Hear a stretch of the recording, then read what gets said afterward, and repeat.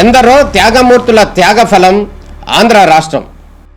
నేడు ఆంధ్రప్రదేశ్లో ప్రజలు సుఖ సంతోషాలుగా ఉన్నారా? ప్రస్తుతం ప్రజల మధ్య ఉన్న కులాల కుంపట్లు ఎవరి కోసం? చంద్రయాన్ రాకెట్ యుగంలో కూడా వర్ణ విభేదాలు దేనికి సంకేతాలు? రాజకీయ పార్టీల నేతలు ఏం చెప్తున్నారు? నేటి కాలంలో ప్రపంచాన్ని శాసించే మన యువత మేధాశక్తి ఏం కోరుకుంటుంది? తెలుసుకోవాలంటే ఆంధ్ర యువగలం. ప్రజల మాటే మా నోట.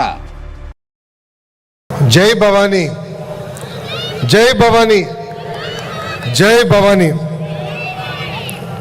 వేదిక మీదున్న పెద్దలు, గౌరవనీయులు, మాజీ ఉపరాష్ట్రపతి వెంకయ్యనాయుడు గారికి, విజయవాడ ఎంపీ చిన్ని గారికి, మంత్రి కొల్లు రవీంద్ర గారికి, అనిత గారికి, సత్యకుమార్ యాదవ్ గారికి, పార్థసాది గారికి, కందుల దుర్గేష్ గారికి, గౌరవనీయులు శాసనసభ్యులు వసంత కృష్ణప్రసాద్ గారికి, కలుపుడి శ్రీనివాస్ గారికి, రాము గారికి, సౌమ్య గారికి, బోండా ఉమా గారికి, నెట్టం రఘురామ్ గారికి, బుద్ధా వెంకన్న గారికి, నాగుల్ మీరా గారికి, తేజస్విని గారికి, మురళి గారికి, బాలకోటే గారికి, British deputy high commissioner carat గారికి, అనురాధ గారికి, పట్టాభి గారికి నా హృదయపూర్వక నమస్కారాలు.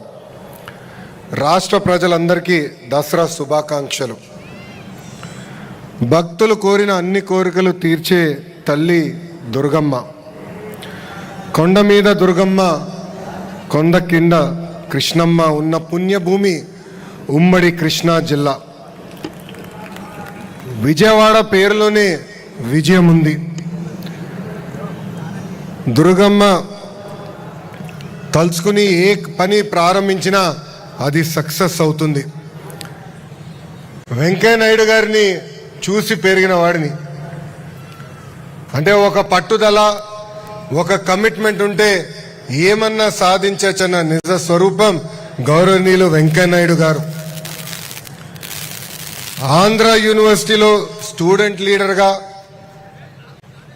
అక్కడి నుంచి ప్రయాణం ప్రారంభించిన వ్యక్తి, శాసనసభ్యుడిగా, కేంద్రంలో మంత్రిగా, భారతదేశానికి ఉపరాష్ట్రపతిగా చేస్తాం జరిగింది.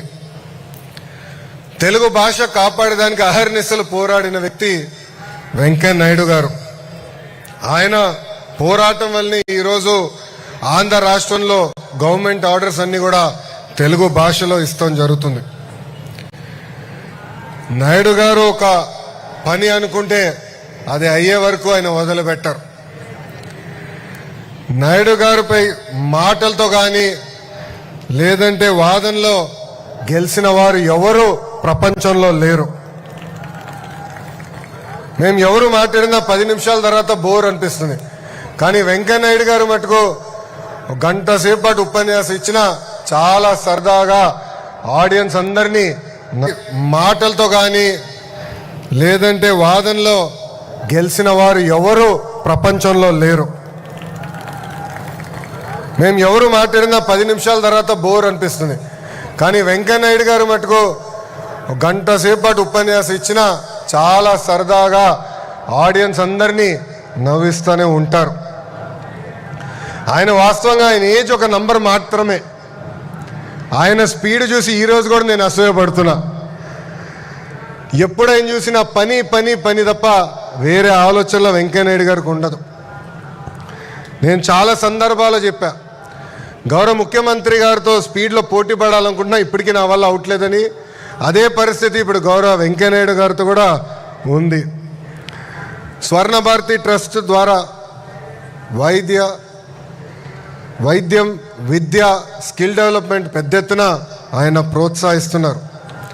వాజ్పేయి గారు కానివ్వండి, అద్వానీ గారు కానివ్వండి, మోడీ గారితో కూడా పనిచేసిన గొప్ప నాయకుడు గౌరవనీయులు వెంకయ్యనాయుడు గారు. ఈరోజు సొసైటీ ఫర్ వైబ్రెంట్ విజయవాడ ఆధ్వర్యంలో విజయవాడ ఉత్సవాలు మనం నిర్వహించుకుంటాం జరుగుతుంది. మన సంస్కృతి, చరిత్ర, కళలు అదేవిధంగా ఈ తరానికి తెలియజేసేదానికి అహర్నిశలు ఈ ఉత్సవం పనిచేస్తుంది. రాష్ట్ర దేశ వ్యాప్తంగా ఉన్న కళాకారుల్ని వాళ్ళ కళల్ని ఇక్కడ ప్రదర్శించేదానికి ఒక అద్భుతమైన అవకాశం, ప్లాట్ఫామ్ ఈ ఉత్సవం. సుమారుగా 3,000 మంది కళాకారులతో అతి పెద్ద కార్నివల్ కూడా విజయవాడలో మనం నిర్వహించబోతున్నాం. ఇప్పటికే ఫైర్ వర్క్స్ చూసాం, ఒక డ్రోన్ షో, మ్యూజికల్ కాన్సర్ట్స్, ఇలా 250 కార్యక్రమాలు 5 వేదికలపై ఈ విజయవాడ ఉత్సవం మనం ఏర్పాటు చేసుకోబోతున్నాం. వ్యవసాయం, విద్య, ఆటోమొబైల్ రంగం, చేనేత కార్మికుల కోసం కూడా 600 స్టాల్స్ ఈరోజు మనం ఏర్పాటు చేసుకున్నాం. హెలికాప్టర్ రైడ్లు కానివ్వండి, పారామోటరింగ్ కూడా ఇక్కడ ఏర్పాటు చేస్తాం జరిగింది. ఆంధ్ర భోజనాలతో పాటు భారతదేశంలో ఉన్న అన్ని కుజిన్స్ కూడా విజయవాడకి ఈరోజు తీసుకొస్తాం జరిగింది. ఇప్పటి వరకు దేశం మొత్తం మైసూరు ఉత్సవాల గురించి మాట్లాడేవారు. ఇప్పుడు ఆ చరిత్ర విజయవాడ ప్రజలు విజయవాడ ఉత్సవాల ద్వారా తీర్చిదిద్దాలని కోరుతున్నాం. ఈ ఉత్సవాల్లో పాల్గొనడానికి కొంచెం నాకు ఇబ్బందికరమైన పరిస్థితి. భారతదేశంలో నేను ఎక్కడికి వెళ్ళినా నన్ను గుర్తుపడతారు, ఫ్రీగా తిరగలేను. కానీ లండన్లో వింటర్ వండర్లాండ్ అని ఉంటుంది, అక్కడ నేను 2019 వెళ్ళాను. దశాబ్దాలుగా అద్భుతంగా అక్కడ నిర్వహిస్తాం జరిగింది. సో ఇక్కడున్న ఆర్గనైజర్స్ అందరు నేను కోరుతున్నా, ఇది కేవలం వన్ టైం వండర్గా కాకుండా ప్రతి సంవత్సరం అద్భుతంగా నిర్వహించాలని వాళ్ళని నేను కోరుకుంటూ, ఇదొక పర్మనెంట్ అట్రాక్షన్గా ఉండాలి. టూరిజంని పెద్ద ఎత్తున ప్రోత్సహించాలి. అమరావతి పనులు కూడా వేగంగా జరుగుతున్నాయి. అందుకే విజయవాడ కేంద్రంగా ఒక కల్చరల్ ఫెస్ట్గా ఇది మారాలని ఆర్గనైజర్స్ అందరు నేను కోరుకుంటూ, ప్రభుత్వం పరంగా మా సహకారం ఎప్పుడు మీకు ఉంటుంది. ప్రత్యేకంగా విజయవాడ ఎంపీ చిన్ని గారిని నేను అభినందిస్తున్నా. ఎందుకంటే ఆయన నాకు వచ్చి నన్ను కలిసి ఈ కార్యక్రమం ఏర్పాటు చేస్తున్నప్పుడు నేను నవ్వుకున్నా, ఇది అవుతుందా, ఇది సాధ్యమా అని. సాధ్యం చేసి చూపించారు. ఈ వేదికగా ఆయనకి ప్రత్యేకంగా నేను అభినందనలు కూడా తెలుపుకుంటూ, మీ అందరు తెలుసు పొద్దున ఎండగా ఉంటుంది, రాత్రి గట్టిగా వర్షాలు పడుతున్నాయి. వాతావరణంలో కూడా చాలా మార్పులు వచ్చినాయి. మేము కూడా ನದಿ ಕಟ್ಟುಪಕ್ಕನ ಮೆಗಾ ಡಿಎಸ್ಸಿ ಏರ್ಪಾಡು చేయాలంటే ಇಬ್ಬಂದಿ ಪಡ್ಡಂ. ಎಷ್ಟೋ ವರ್ಷಗಳಿಂದ ನಿಮ್ಮೆಲ್ಲರ ಅಭಿಮಾನ ಪಡೆಯುತ್ತಿರುವ ನಮ್ಮ ಜೈ ಹಿಂದ್, ಜೈ ಹಿಂದ್, భారత్ మాతాకి, భారత్ మాతాకి. అందరికీ నమస్కారం. ఈ కార్యక్రమం జయప్రదం అవ్వాలని ఈ సభాముఖంగా నేను కోరుకుంటూ, నాకు ఇంత అద్భుతమైన అవకాశం ఇచ్చిన మీ అందరికీ పేరు పేరున నా ఉదయపూర్వక ధన్యవాదాలు తెలుపుకుంటూ మీ అందరి దగ్గర నుంచి సెలవు తీసుకుంటున్నాను. అందరికీ నమస్కారం. జై హింద్. గట్టిగా చెప్పాలి, జై హింద్, జై హింద్, భారత్ మాతాకి, భారత్ మాతాకి. అందరికీ నమస్కారం.